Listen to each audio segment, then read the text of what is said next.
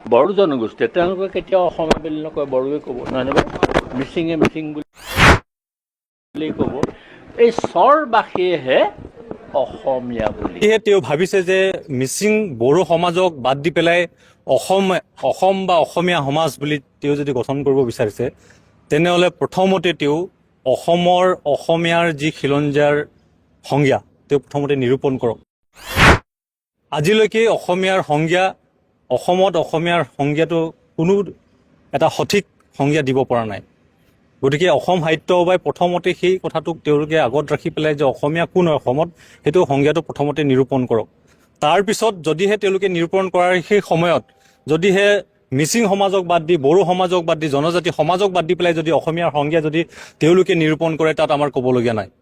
কিন্তু তেখেতে যি ধৰণৰ এটা জনজাতি বিদ্বেষ মনোভাৱ লৈ পেলাই তেওঁ কৈছে যে আজি যি আমাৰ যি সাতাম পুৰুষে যিটো সমন্বয়, যি সম্পৰ্ক, আজি অসমক আমি যি ধৰণে এটা আগুৱাই নিয়াৰ স্বাৰ্থত আজি এই জনজাতীয় সমাজে যি ধৰণে কাম কৰিছে, অৱদান আগবঢ়াইছে, আপোনাৰ ৰূপনাথ ব্ৰহ্ম, ভীমবৰ দেউৰী, যাৰ লগতে আমাৰ মিচিং জনগোষ্ঠীটোৰ যিহেতু অসম সাহিত্য সভাৰ নিচিনা এটা অনুষ্ঠানত নাহেন্দ্ৰ পাদুন তেখেতে প্ৰধান সম্পাদকৰ দৰে এটা দায়িত্বৰ ইতিমধ্যে বহন কৰিছে। লগতে তাবুৰাম টাইট আৰু এনেকুৱা বহু ধৰণৰ ভৃগুমণি কাগ্যং, আপোনাৰ তৰুণ চন্দ্ৰ পামেগাম, এই যিসকল বিশিষ্ট মিচিং সমাজৰ ব্যক্তি আছে, ইন্দিৰা মিৰি, তেওঁলোকে অসমীয়া সাহিত্য সংস্কৃতিৰ ক্ষেত্ৰত বহুতখিনি অৱদান দি থৈ গৈছে। তেওঁলোকে নিজৰ মিচিং ভাষাতে ইমানখিনি যি অৱদান আগবঢ়াব লাগে সেই অৱদান আগবঢ়া নাই। তেওঁলোকে অসমীয়া ভাষাত এই অসমৰ সংস্কৃতিক তেওঁলোকে বহুতখিনি অৱদান আগবঢ়াই গৈছে। তেনে ক্ষেত্ৰত আজি মিচিং সমাজক অসমীয়া নহয় আৰু অসমীয়া ভাষা জীয়াই ৰখাৰ স্বাৰ্থত মিচিং সমাজৰ একো অৱদান নাই, সেই কথাবিলাকে আমাক মনোকষ্ট দিছে। আৰু তেওঁৰ দৰে এজন বিশিষ্ট ব্যক্তিয়ে সমাজৰ এজন জ্যেষ্ঠ ব্যক্তি হৈ পেলাই আৰু অসম সাহিত্য সভাৰ নিচিনা এটা অনুষ্ঠানত, বৌদ্ধিক অনুষ্ঠানত সভাপতিৰ পদ অলংকৃত কৰি পেলাই তেনেধৰণৰ মন্তব্য যদি আগবঢ়ায়, তেনেহ'লে ইয়াতকৈ আৰু দুৰ্ভাগ্যজনক অসমৰ ইতিহাসত আৰু ক'তো নাই। আমি পূৰ্বতেও বহুত সভাপতি পাইছোঁ, কিন্তু তেওঁৰ দৰে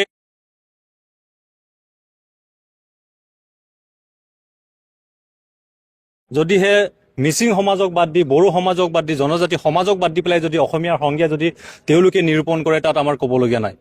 কিন্তু তেখেতে যি ধৰণৰ এটা জনজাতি বিদ্বেষ মনোভাৱ লৈ পেলাই তেওঁ কৈছে যে আজি যি আমাৰ যি সাতাম পুৰুষে যিটো সমন্বয়, যি সম্পৰ্ক, আজি অসমক আমি যি ধৰণে এটা আগুৱাই নিয়াৰ স্বাৰ্থত আজি এই জনজাতীয় সমাজে যি ধৰণে কাম কৰিছে, অৱদান আগবঢ়াইছে, আপোনাৰ ৰূপনাথ ব্ৰহ্ম, ভীমবৰ দেউৰী, যাৰ লগতে আমাৰ মিচিং জনগোষ্ঠীটোৰ যিহেতু অসম সাহিত্য সভাৰ নিচিনা এটা অনুষ্ঠানত নাহেন্দ্ৰ পাদুন তেখেতে প্ৰধান সম্পাদকৰ দৰে এটা দায়িত্বৰ ইতিমধ্যে বহন কৰিছে।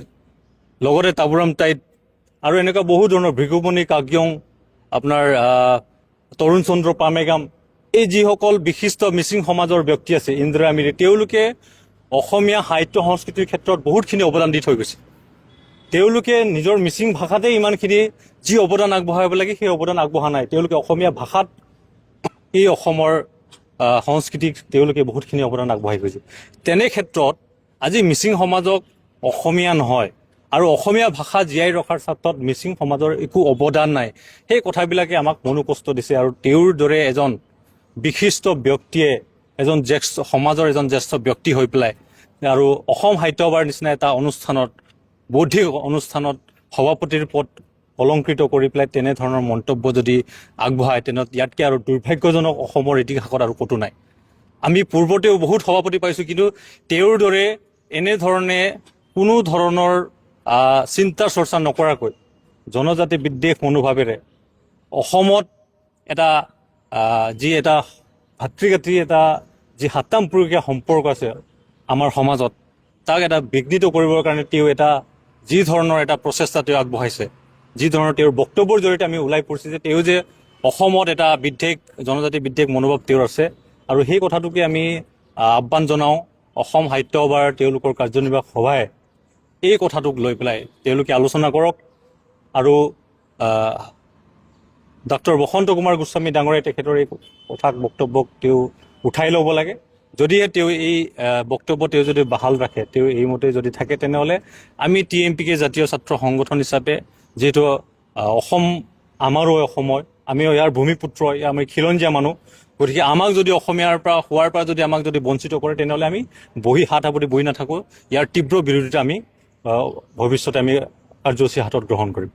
গতিকে অনতিপলমে তেওঁ পদত্যাগ কৰক, অন্যথা অসম সাহিত্য সভাৰ কাৰ্যনিৰ্বাহক তেওঁলোকৰ মজিয়াত আলোচনা কৰক, যাতে এনেধৰণৰ জনজাতি বিদ্বেষ মনোভাৱ, মিচিং বিৰোধী মনোভাৱ আৰু অসমীয়াৰ যি আমাৰ যি হাতামপুৰকে যি অসমীয়াৰ সম্পৰ্ক জাতি জনগোষ্ঠী বিভিন্ন মানুহক লৈ পেলাই যি অসমীয়া আজি সমাজ গঠন হৈছে, জাতি গঠন হৈছে, সেই জাতি গঠন প্ৰক্ৰিয়াত যাতে তেখেতৰ নিচিনা নিজ মনোবৃত্তিৰ মানুহে যাতে সেই সম্পৰ্কত যাতে বিঘিনি নঘটাওক, তাক পুনৰবাৰ তেখেতক আমি সকিয়নি প্ৰদান কৰিছোঁ।